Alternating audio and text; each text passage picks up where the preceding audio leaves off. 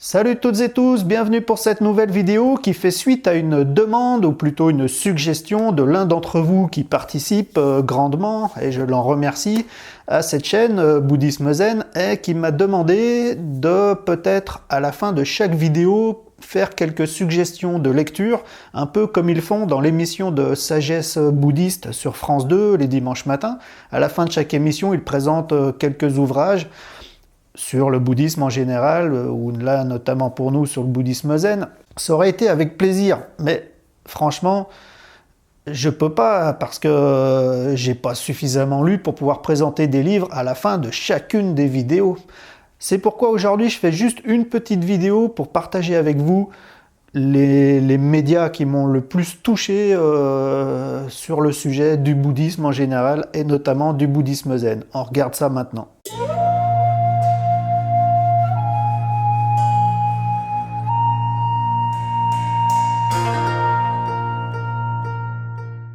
Donc voilà, on va commencer par les livres. Devrais-je dire un livre? Parce que bien sûr, fut une époque où j'ai pas mal bouquiné, au début où je m'intéressais à la voie du Bouddha. J'ai beaucoup lu divers ouvrages sur tout le bouddhisme, toute tradition confondue, parce qu'à cette époque, je n'avais pas encore d'affinité avec une tradition en particulier. Donc j'ai pas mal bouquiné, mais c'était des petits livres qu'on trouve comme ça très facilement au sujet du bouddhisme, des choses plutôt généralistes, et je me souviens pas vraiment de tout, enfin j'aurais du mal à vous conseiller quelque chose de façon pertinente ici. Par contre, de toutes mes lectures, un livre qui est sorti vraiment du lot, que j'ai toujours conseillé à tout le monde, qui m'est même arrivé d'acheter plusieurs fois pour le prêter, parce que bon, après je le perdais, il revenait plus, je le rachetais et je le reprêtais, c'est Aux sources du zen de Albert Lowe. C'est un tout petit livre de poche, tout simple, qui fait un résumé assez objectif, avec des commentaires plutôt objectifs, sans prise à partie, des différents sutras qui constituent la grande tradition du Mahayana, du bouddhisme Mahayana. Et donc dans ce livre, Aux sources du zen de Albert Lowe, il prend un par un jusqu'à 5 des principaux sutras du Mahayana qu'il commente. Et donc ce livre, ça donne, quand on a résumé, quand on a pris connaissance de ces 5 sutras, de leur contenu, on a une très bonne vision générale de la voie du Bouddha, mais qui s'adresse autant à des débutants qui vont découvrir cette voie, justement, par ces principaux sutras du Mahayana, mais aussi pour des gens plus avertis, un peu plus anciens dans une pratique déjà bien établie, qui vont y trouver encore beaucoup de détails, une autre façon de voir les choses.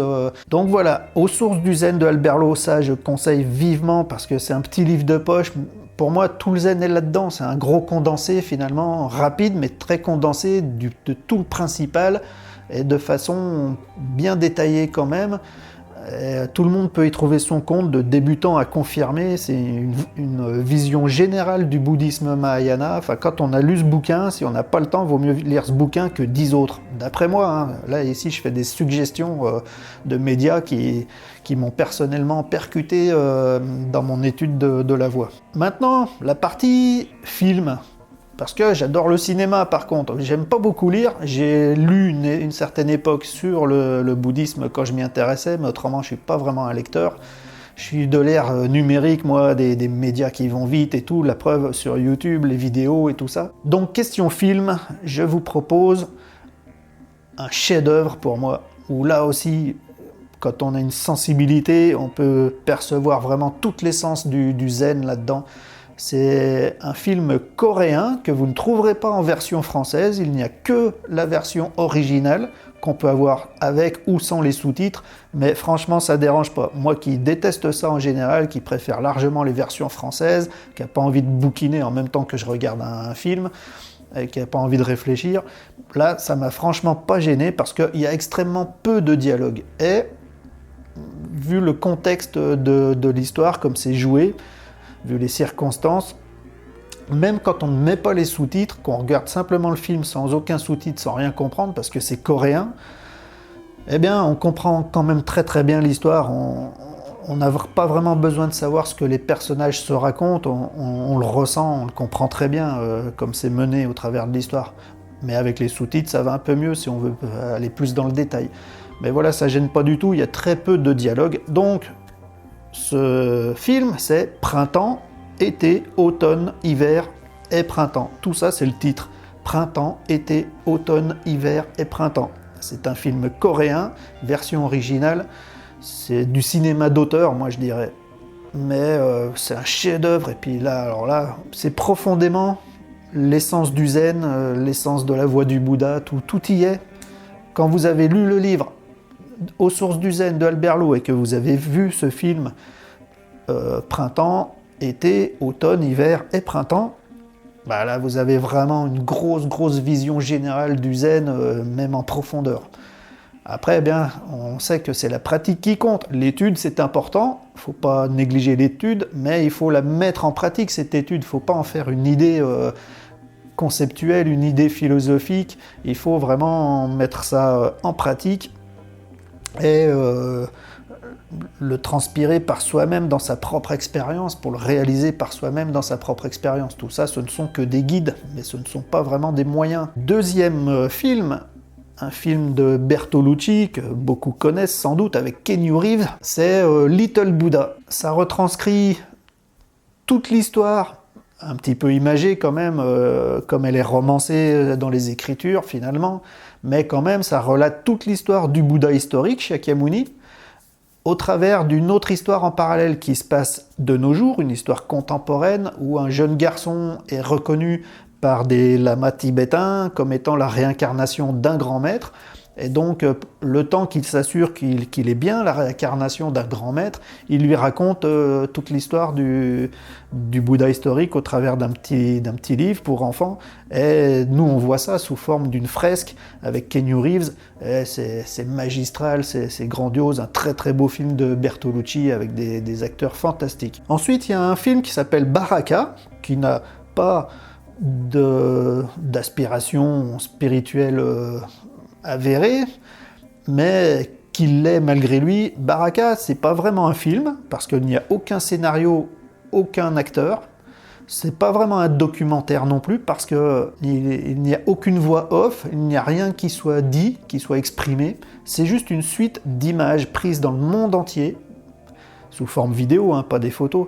C'est juste des vidéos prises dans le monde entier, synchronisées avec des musiques fantastiques, et c'est monté de façon à ce que ça nous raconte quelque chose, mais finalement c'est subjectif parce que chacun va y trouver le message qui lui convient, chacun va comprendre, va interpréter à sa façon, mais en grande logique finalement, on y voit toute la nature humaine finalement, dans tout ce qu'elle peut avoir de meilleur jusqu'à ce qui est de moins bon, mais ça relate toute la nature humaine au travers d'images fantastiques prises dans le monde entier avec des très belles musiques, et c'est très émotionnel, ça nous prend vraiment, c'est un spectacle à part entière.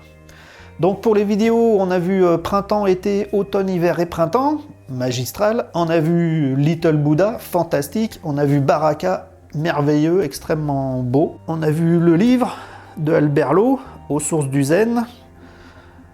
Et moi je crois que c'est tout, c'est vraiment les trucs qui m'ont marqué fortement. Voilà, je crois que j'ai fait un petit peu le tour. Et bien évidemment, cette chaîne, Bouddhisme Zen, il va de soi. Donc, si ce n'est pas fait encore, vous pouvez vous abonner à cette chaîne pour être notifié des prochaines publications sur divers sujets autour de la spiritualité en général et du bouddhisme zen notamment. Vous pouvez mettre un petit pouce vers le haut si les infos que je vous ai données vous semblent intéressantes, que cette vidéo vous a fait plaisir.